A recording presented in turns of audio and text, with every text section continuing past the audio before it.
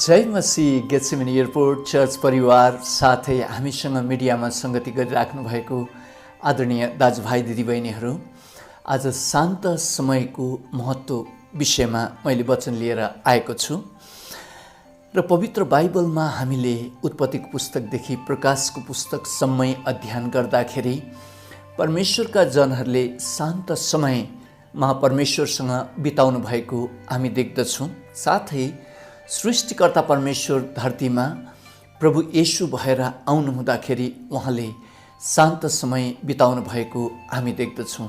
प्रिय दाजुभाइ दिदीबहिनीहरू, र पवित्र बाइबलले शान्त समय चाहिँ एकदमै महत्त्वपूर्ण हुन्छ भनेर चाहिँ बताएको छ।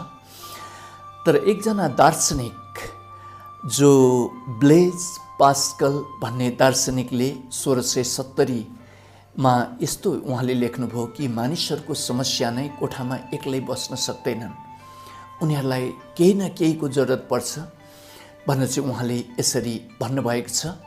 नभन्दै मानिसहरूलाई यसो विचार गर्ने हो भने कि चाहिँ इन्टरनेट चाहिन्छ, कि चाहिँ टेलिभिजन हेर्नुपर्छ, कि चाहिँ फोनमा गफ गर्नुपर्छ, नभएदेखि शान्त भएर एक्लै समयमा उहाँहरूले बिताउनै नसकेको हामी देख्दछौँ। र प्रिय दाजुभाइ दिदीबहिनीहरू, तर सृष्टिकर्ता परमेश्वर जो येशू मसिहा हुनुहुन्छ, उहाँलाई तपाईँ र मैले देख्दैनौँ। उहाँ चाहिँ हाम्रो बाहिरी आँखाले देख्न सक्दैन र उहाँसँग सङ्गति गर्नको लागि हामी शान्त समयभित्र प्रवेश गर्नुपर्छ भनिकन बाइबलले हामीलाई स्पष्ट बताएको छ। र यही शान्त समयमा परमेश्वरसँग सङ्गति हुने भएको कारणले गर्दाखेरि परमेश्वरका महान जनहरूले एक्लै हुनु भएर उहाँहरूले परमेश्वरसँग समय बिताउनु भएको हामी देख्दछौँ। उदाहरणको लागि हनक परमप्रभु परमेश्वरसँग धेरै वर्षसँग हिँड्नुभयो र उहाँलाई चाहिँ परमप्रभु परमेश्वरले जिउँदै उठाएर लिएर जानुभयो भनिकन उत्पत्तिको पुस्तकले हामीलाई ती कुराहरू बताउँदछ। र नभन्दै हामी अरू परमेश्वरका जनहरू जसरी अब्राहमको जीवनलाई नै तपाईँले विचार गर्नुहोस्। उहाँले पनि एक्लै शान्त समयमा प्रभुसँग आत्मा र सत्यताबाट शान्त समयमा समय बिताउनु भएको हामी देख्दछौँ। त्यस्तै गरेर अब्राहमका नाति जो याकुब हुन्, उहाँले पनि समस्या परेको बेला उहाँले शान्त समय बिताउनु भएर परमेश्वरसँग एक रातभरि नै उहाँको उपासना गर्दै बिताउनु भएको हामी उत्पत्तिको पुस्तकमा पढ्न पाउँदछौँ। भने मोसाले जसरी व्यवस्थाको पुस्तक 9 अध्यायको 18 पदमा यसो भन्नुभएको हामी देख्दछौँ।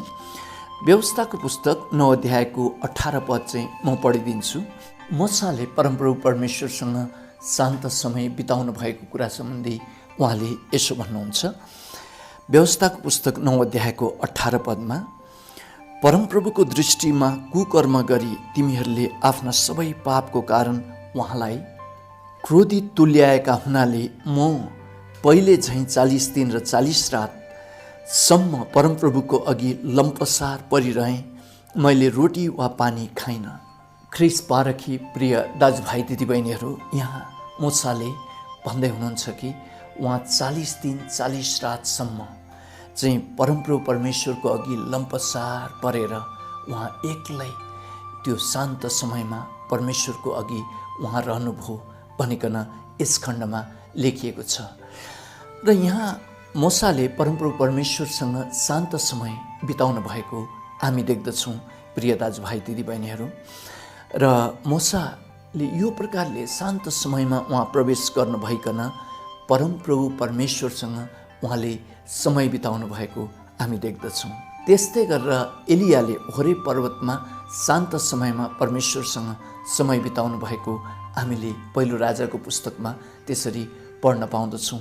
प्रिय दाजुभाइ दिदीबहिनीहरू, जब एलियालाई समस्या पर्यो, यो इजरायलको रानीले उहाँलाई मार्छु भनेर चाहिँ कसम खानुभयो, यो अवस्थामा एलिया भागेर होरेब पर्वतमा जानुभयो र परमप्रभु परमेश्वरसँग शान्त समयमा एक्लै समयमा उहाँले चाहिँ समय बिताउनु भएको हामी त्यहाँ देख्दछौँ। त्यस्तै गरेर तपाईँ र मैले अन्य उदाहरणहरूलाई हामीले हेर्ने हो भने परमेश्वरको जन एक्लै हुनु भएर परमेश्वरसँग समय बिताउनु भएको हामी देख्दछौँ। र त्यति मात्र होइन, हामीले नयाँ करारमा प्रभु येशू स्वयं नै, सृष्टिकर्ता परमेश्वर स्वयं नै धरतीमा आउनु हुँदाखेरि तपाईँले मर्कुसको पुस्तक 1 अध्यायको 35 पदलाई अध्ययन गर्नुभएको खण्डमा उहाँले एक्लै समय बिताउनु भएको, पितासँग एक्लै शान्त समय बिताउनु भएको तपाईँले त्यहाँ देख्नुहुन्छ। म यो खण्डलाई पनि पढिदिँदछु। यो खण्ड हुनेछ मर्कुसको पुस्तक 1 अध्यायको 35 पद। यस खण्डमा यस्तो लेखिएको छ प्रभु येशूले शान्त समय बिताउनु भएको विषयमा। बिहान उज्यालो हुनुभन्दा धेरै अघि उठेर उहाँ बाहिर एकान्त ठाउँमा जानुभयो र त्यहाँ प्रार्थना गर्नुभयो भनिकन यस खण्डमा लेखिएको छ। र जिसमिसेमा नै यानि उज्यालो हुनुभन्दा अघि नै यहाँ प्रभु येशू चेलाहरूलाई छोड्नु भएर एकान्त ठाउँमा उहाँ चाहिँ जानुभयो एकान्त अवस्थामा र पितासँग उहाँले त्यहाँ कुरा गरेर बिताउनु भयो भनेर चाहिँ यहाँ लेखिएको छ। जसरी सृष्टिकर्ता परमेश्वर स्वयंले पनि हामीलाई उदाहरण छोड्नको निम्ति, हामीलाई यो प्रकारले धरतीमा जिन्दगी लिएर जानुपर्छ भनेर देखाउनको निम्ति चाहिँ उहाँ त्यो प्रकारले शान्त समयमा प्रवेश गर्नुभएको हामी देख्दछौँ प्रिय दाजुभाइ दिदीबहिनीहरू। त्यस्तै गरेर अर्को जग्गामा लुकाको पुस्तक 6 अध्यायको 12 पदलाई तपाईँले खोल्नु भएको खण्डमा त्यहाँ प्रभु येशूले रातभरि नै पितासँग एकान्त समय बिताउनु भएको तपाईँले त्यहाँ पाउनुहुनेछ। यो खण्ड हुनेछ लुकाको पुस्तक 6 अध्यायको 12 पद। ती दिनमा उहाँ पहाडतिर प्रार्थना गर्न जानुभयो र परमेश्वरसँग प्रार्थना गर्दै पुरै रात बिताउनु भयो भनिकन यस खण्डमा लेखिएको छ। र उहाँका चेलाहरूले त उहाँलाई भेट्नको लागि खोज्दै आउन पर्यो प्रिय दाजुभाइ दिदीबहिनीहरू। र यहाँ प्रभु येशूले धेरै पटक एकान्त ठाउँमा जानु भएर पितासँग एक्लै समय बिताउनु भयो। र त्यस्तै गरेर हामीले पाउल प्रेरितको जीवनलाई हेरेको खण्डमा पनि उहाँले जब दमस्कसको बाटोमा चाहिँ प्रभु येशूलाई चिन्न भएपछि उहाँ धेरै भिडमा पस्नुभयो भनेर लेखिएको छैन। उहाँ त मरुभूमिमा गएर धेरै समय नै परमेश्वरसँग समय बिताउने उहाँले काम गर्नुभयो। त्यो पछि मात्र उहाँले प्रचार प्रसारमा चेलाहरूसँग लागेर कामहरू गर्नुभएको हामी देख्दछौँ। र पवित्र बाइबलले हामीलाई यो स्पष्ट बताएको छ कि एकान्त समय चाहिँ एकदमै महत्त्वपूर्ण छ। आज हामी संसारको ठुलो हल्लामा छौँ, विभिन्न प्रकारको आवाजहरूको बिचमा हामी छौँ, तर उहाँ सृष्टिकर्ता परमेश्वर येशू मसीहा चाहिँ अदृश्य रूपमा शान्त समयमा उहाँ प्रकट हुनुहुन्छ। र जो कोहीले आत्मा र सत्यताबाट सृष्टिकर्ता परमेश्वरसँग चाहिँ सङ्गति गर्न चाहनुहुन्छ, हामीले उहाँसँग समय बिताउनको लागि एकान्त समय छुटाउनै पर्ने हुन्छ। हामी हल्लामा भएर परमेश्वरको आवाज हामी सुन्न सक्दैनौँ प्रिय दाजुभाइ दिदीबहिनीहरू। हो, कहिलेकाहीँ प्रभुले उहाँको इच्छा अनुसार हल्ला भएको समयमा यी विभिन्न प्रकारको अवस्थामा मण्डलीमा सङ्गति गरिरहेको अवस्थामा पनि उहाँ बोल्नुहुन्छ, त्यो फरक कुराहरू हो। तर प्राय तपाईँले पवित्र बाइबलबाट यानि आफ्नै जीवनको अनुभवमा पनि तपाईँले विचार गर्नुभएको खण्डमा उहाँले जब हामी चाहिँ एकदमै शान्त समयमा उहाँसँग समय बिताउन जान्छौँ, त्यो समय उहाँ हामीसँग बोल्नुहुन्छ, त्यो समय उहाँले हामीसँग कुराकानीहरू गर्नुहुन्छ प्रिय दाजुभाइ दिदीबहिनीहरू। जब मैले प्रभु येशूलाई मुक्तिदाता भनेर चिनेँ र एउटा कुरा मेरो आत्मामा प्रभुले यही नै कुराहरू बोलिराख्नुभयो कि मैले चाहिँ उहाँको लागि समय छुटाउनुपर्छ र म भिडबाट बाहिर निक्लिनुपर्छ, म एक्लो हुनुपर्छ र शान्त समयमा म चाहिँ उहाँलाई खोज्दै जानपर्छ भन्ने कुरा चाहिँ मलाई आत्माबाट त्यो प्रकारले नै अगुवाई भयो।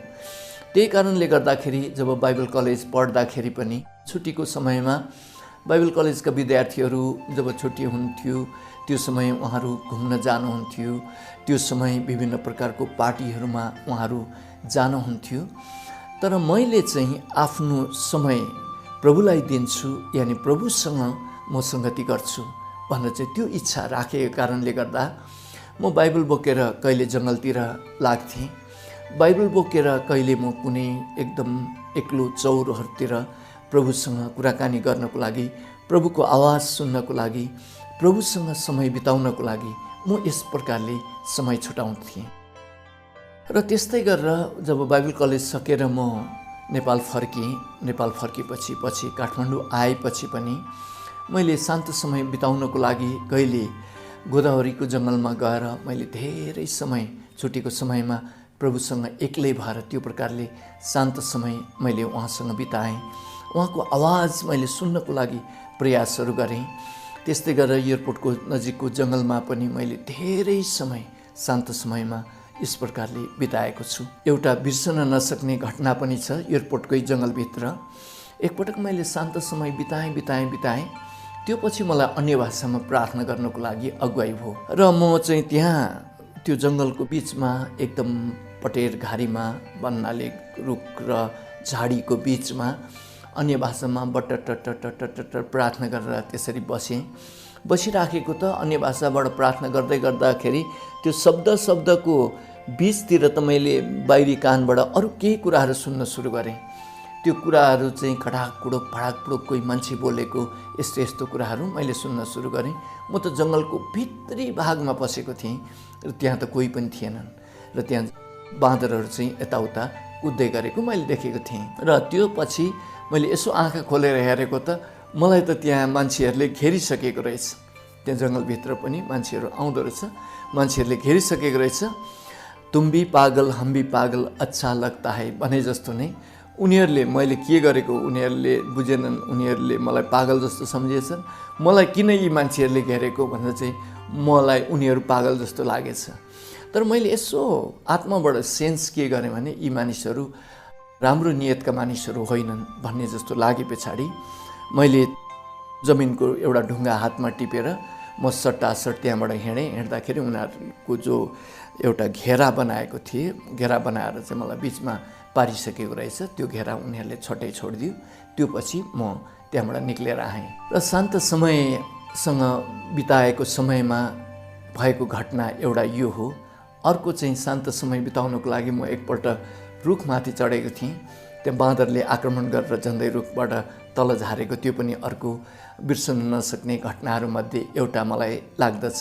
र म स्कुल पढाउँदाखेरि छुट्टी भएको समयमा यो प्रकारले प्रभुसँग शान्त समय बिताउनको लागि म जङ्गलहरूमा पस्दथेँ, एक्लो चौरमा जाँदथेँ, एक्लो हुँदथेँ, एक्लै कोठामा धेरै समय प्रभुसँग मैले यसरी शान्त समय बिताएको छु। र शान्त समय बिताइरहेको अवस्थामा जब प्रभुले बोल्नुभएको एक शब्द दुई शब्दले मेरो जीवन परिवर्तन पनि त्यो प्रकारले गरेको छ।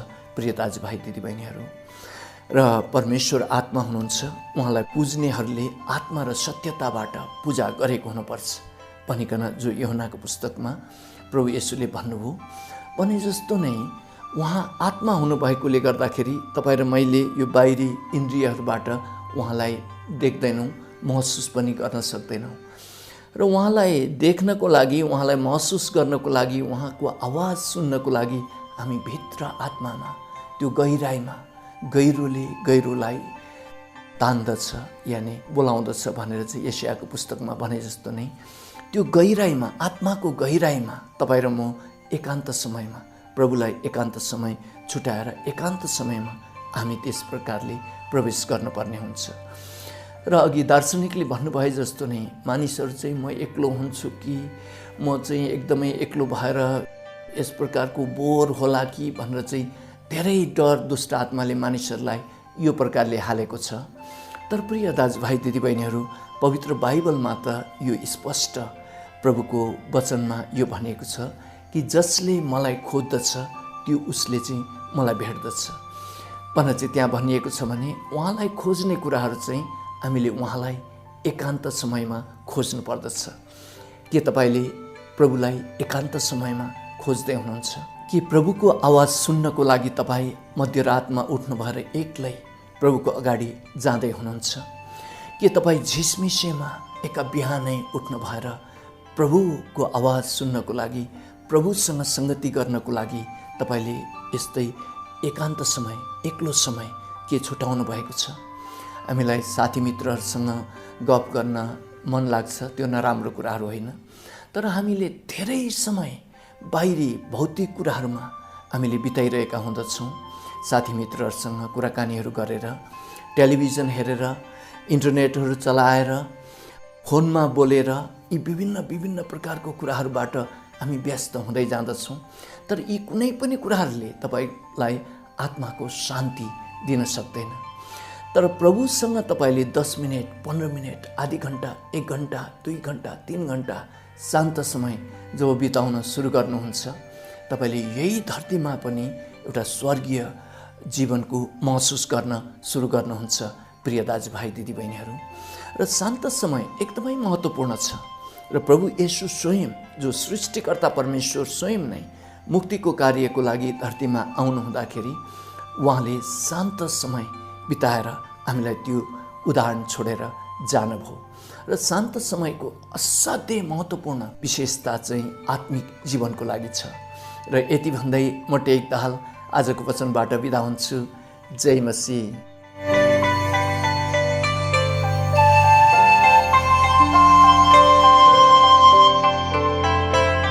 हामीले कसरी कोरोना भाइरस फैलिने क्रमदेखि रोक्न मद्दत गर्न सक्छौँ? नियमित सेनिटाइजरले हात सफा गर्ने वा साबुन पानीले हात धुनुहोस्। साबुन पानीले नधुएको हातले आँखाहरू, नाक र मुख नछुनुहोस्। 6 फिट जति सामाजिक दूरी कायम राख्नुहोस्। हाँच्यौँ गर्दा आफ्नो कुहिनो वा रुमालले छोप्नुहोस्। बाहिर जाँदा वा भिडमा अनिवार्य मास्क लगाउनुहोस्। यदि तपाईँलाई रुगाखोकी, ज्वरो वा सास फेर्न समस्या भएको छ भने तुरुन्तै नजिकैको स्वास्थ्य चौकीमा सम्पर्क गर्नुहोस्। गेटसेमनी एयरपोर्ट चर्च स्वास्थ्य विभाग। धन्यवाद।